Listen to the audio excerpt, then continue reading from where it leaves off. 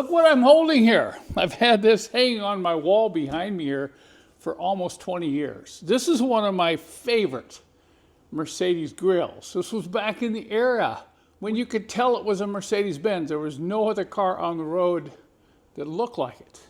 Well, this is a grill off a 1959 Mercedes 220S. These were referred to as Pontons. You look at these are the hubcaps. You probably recognize the hubcaps for those early Mercedes.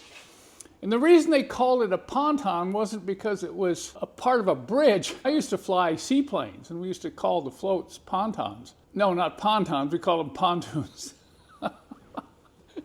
So you think of a pontoon as something that's floating either on an airplane or maybe on a bridge support, but that's not why they call these old 1953 to 1962 Mercedes sedans, coupes, there were even convertibles that were called pontons, not pontoons. And it has to do with the unibody construction.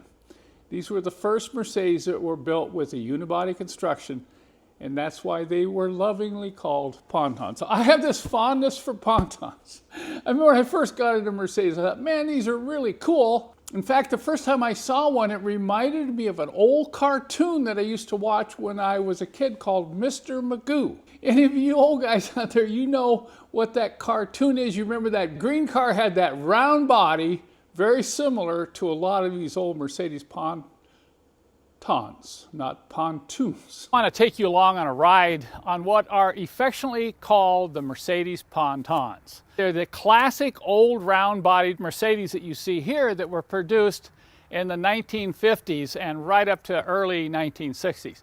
This one right here is a 1959 180D, 4-cylinder diesel. And this blue one here is a 1959 220 SE, has a 6-cylinder fuel-injected gas engine. We'll start out by taking you out in the 180D and show you the extreme performance of this little sweetheart. These aren't stock. First thing I want to show you is the starting sequence on this old diesel. It's a little different than most cars. In fact, it's really different. And I often laugh and tell people I don't have to worry about people ever stealing this car. They would never be able to figure out how to get it started. The sequence begins by turning the key on right there. You'll get the indicator light that your ignition is on. Then I'm going to reach for the glow start lever, and I'm going to move it into the mid position. And at that point, I will watch the glow indicator light right over here until it lights up. And as soon as it glows red, then I'll push the lever all the way down into the start position. And there she goes. And right over here, I've got an idle control, and if the engine's cold, I can idle it up a little bit, or I can turn it this way and idle the engine down. And we'll sit here and let it warm up a little bit. And then I'll reach down right here, emergency brake, and pull and twist and release the emergency brake lever. Now you're looking at all these switches are a little different than most of the new cars. This does have a manual 4-speed transmission. First gear is back and up. Okay, I think we're ready to roll here. I use the clutch out.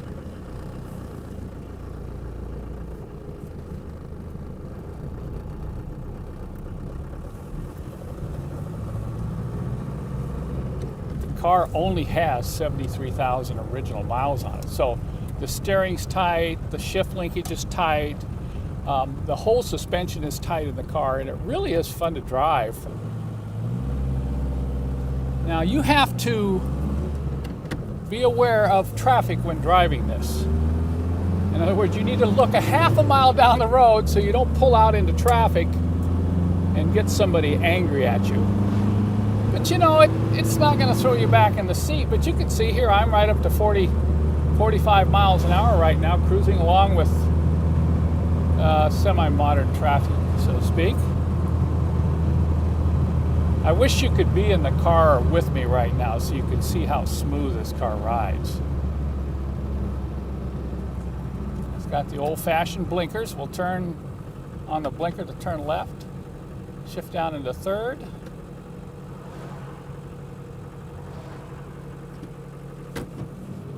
Now that it's warmed up, I'll go ahead and show you a little bit better of the acceleration here. Notice you only get about 20 feet in first gear.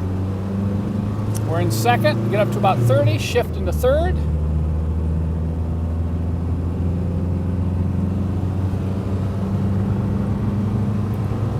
And when I get up to about 45, I shift into fourth.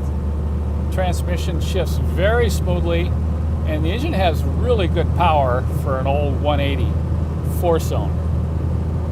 This is the kind of car you just want to go cruising in. Now this car doesn't have a lot of power, but it sure gets good mileage. This thing is pretty close to 40 miles to the gallon when you're tuned right and out cruising on the freeway at 55 to 60 miles an hour.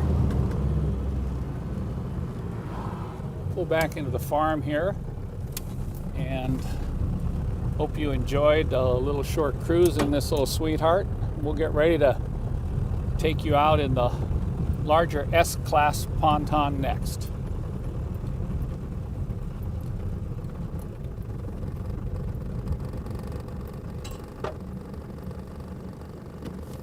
Okay, now the turn-off sequence is a little different. Notice I can't turn the key off. Key won't go off.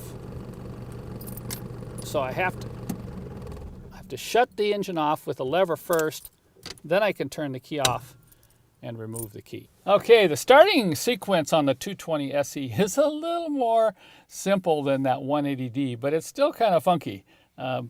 First off, you're going to turn the key on, and you notice if I turn the key, nothing happens here. The start switch is actually a button.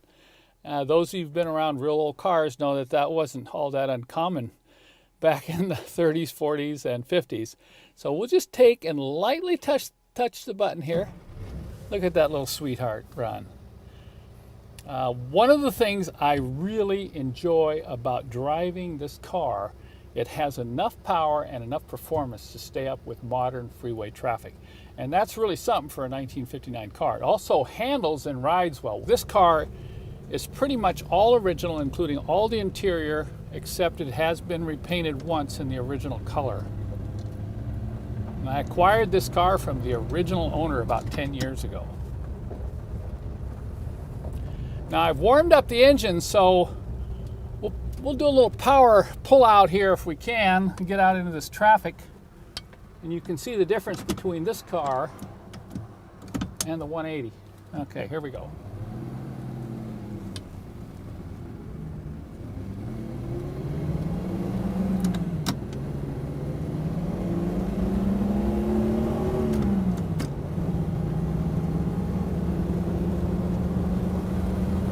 Running, yeah.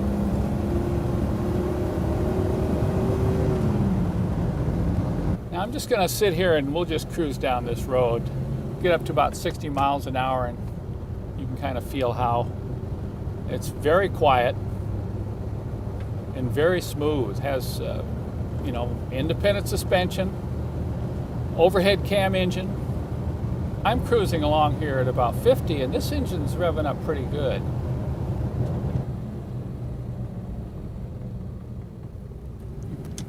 Probably noticed that the 180D looks very similar to this 220 SE.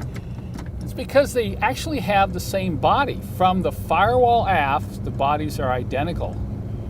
But when they decided to install a 6-cylinder gas engine, they elongated the nose, longer fenders, longer hood. It was kind of the beginning era of the S-Class as we know it today.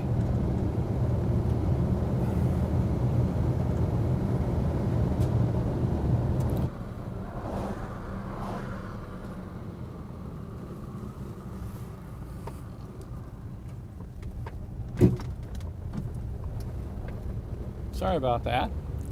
Well, we're back at the farm. I hope you enjoyed the little excursion in this 220 SE. By the way, this is a very rare car. They made quite a number of these with carbureted engines, but fewer than 2,000 of these were built as sedans with a fuel-injected engine. And to turn this one off, you just reach down and turn the key off and pull it out. Well, you're probably wondering why I'm holding this grill. It's bringing back lots of memories, but just a couple weeks ago, I had a friend ask me to come out and take a look at his 1959 220S. He wanted to see if I could get it running. This was located, 10 minutes away from my house, so I said, sure, I'll come out and take a look. And when I drove up the driveway, looked at a bunch of these old outbuildings, and I looked back in it, and I started laughing. The ultimate barn find. Unfortunately, it's not a 300 SL Gullwing. It's just an old Ponton. And I'm looking at this thing, and we're talking back and forth. Not knowing how much he wanted to spend on the car, I kind of told him this would take a lot of work just to get it running. We don't even know if the engine is not seized. And I'm looking at the interior, okay, not too bad. It's got some seat covers on it, so who knows what's in behind the seat covers. And the body, you can see the surface rust on the body, so it's got a lot of patina, but there's no rust holes checking underneath. These Pontons are, very prone to rust. The body's solid, but that doesn't mean it doesn't need a lot of work. Those of you who have recently painted a car, you can pay thousands for a quality paint job. So I'm looking at this and thinking, I don't know. And he says, well, okay, if I'm not going to fix it up, you want it? And what do you think, guys? Take a look. Walk around this thing with me. Do you think I should bring this home at my age and restore it? So I'm going to think about this for a few days. Maybe I'll take this grill shell home with me and stare at it on the wall before I make the final decision whether or not I want to load up the trailer and go bring home another old Mercedes-Benz.